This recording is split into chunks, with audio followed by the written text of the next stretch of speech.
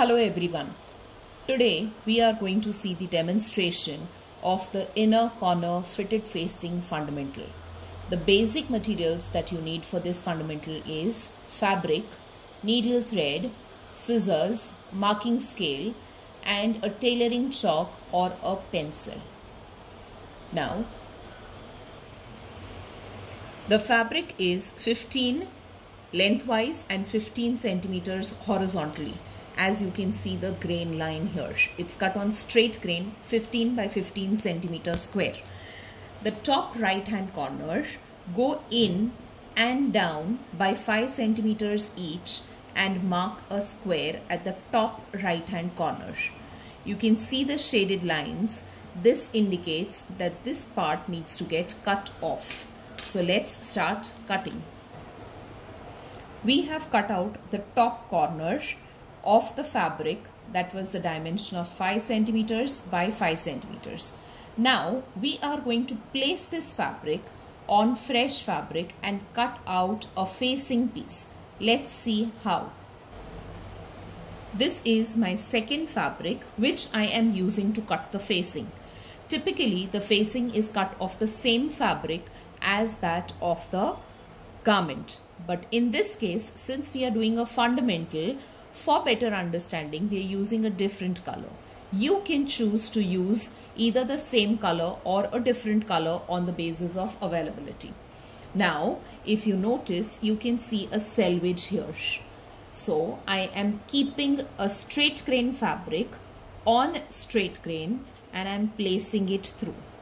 I am simply tracing the outline of this and I am removing out this fabric. After tracing the outline, mark a distance of 3 centimeters and draw a bigger L outside it. So the distance, this is the original line of 5 by 5 centimeters as taken from our earlier fabric. Distance between these two lines and here is 3 centimeters and I have marked a bigger L. Now we will cut this piece. After cutting out the L, this is what it looks like. We are now going to place it, align it with our base fabric of 15 by 15 centimeters and place it edge to edge. Now, leaving a distance of 1 centimeter, stitch this L. You can use hand sewing or you can use machine stitching, whatever is available. Now, in this case, I'm using a contrast color thread to show you the stitching. So here you can see I have completed the stitching at 1 centimeter distance with a contrast color thread with small running stitches. We will now trim this seam allowance down to half a centimeter so that it does not add to the bulk when we turn it around and do the finishing. Let me just trim it for you and show.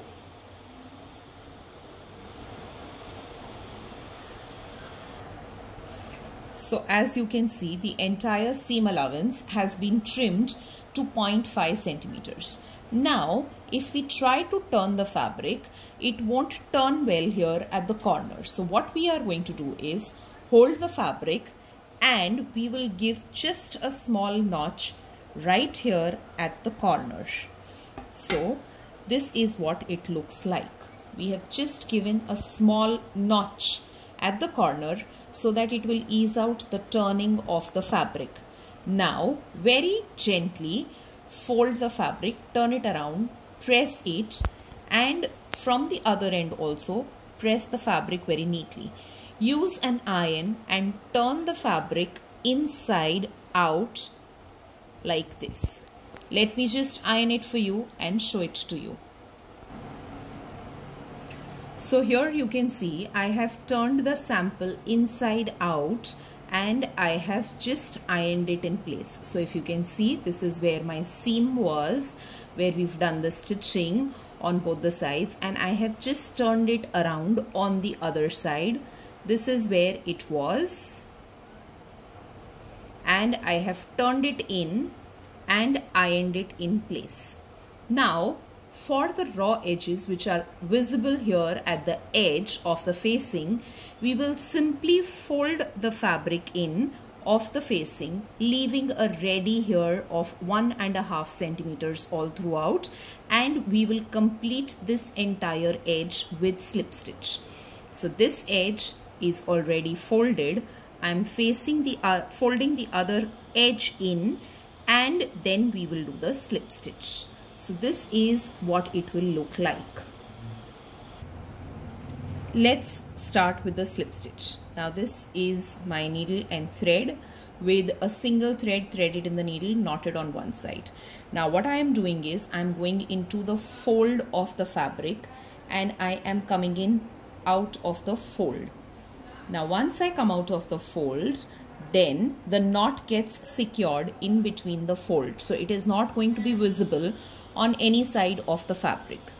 Then very gently pick up one yarn from the base fabric and pull out your needle.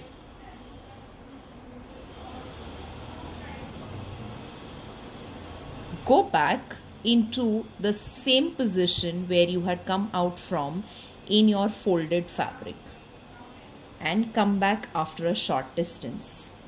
So this is how you would see it. So when I pull the thread in place, you wouldn't be able to see the stitch. Now again, once again we'll see the stitch.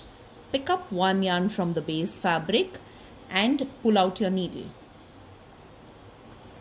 Go back into the folded fabric, stay there for a short distance and come out. So I think now you can repeat the process with me. And what is the process like? You are going to pick up, that's right, one yarn from the base fabric and pull out your needle, and then go back right into the fold from the same position where the thread came out. Go back in a short distance and pull out your thread. Now the speciality of this slip stitch is that you cannot really see the stitches or the thread here unless you pull the fabric like this to see the stitches. While I show it to you on the right side, you can just see small dots. This is what your slip stitch looks like. So here we've completed the slip stitch on the entire edge. You can see it looks absolutely neat and even. No threads visible on either sides, and if I turn it around, there is nothing visible here either. So, and another important thing for a facing is, if you see from this side, you cannot see any of the fabric of the facing, while when I turn it around here, you cannot see any of the white fabric also. So the folding has to be done absolutely neatly, edge to edge, and it has to be clean and neat like this. So the sample is ready. You simply need to click good pictures of the sample, placing it like this, showing us the facing stitched in place, and then share it with us. Thank you all.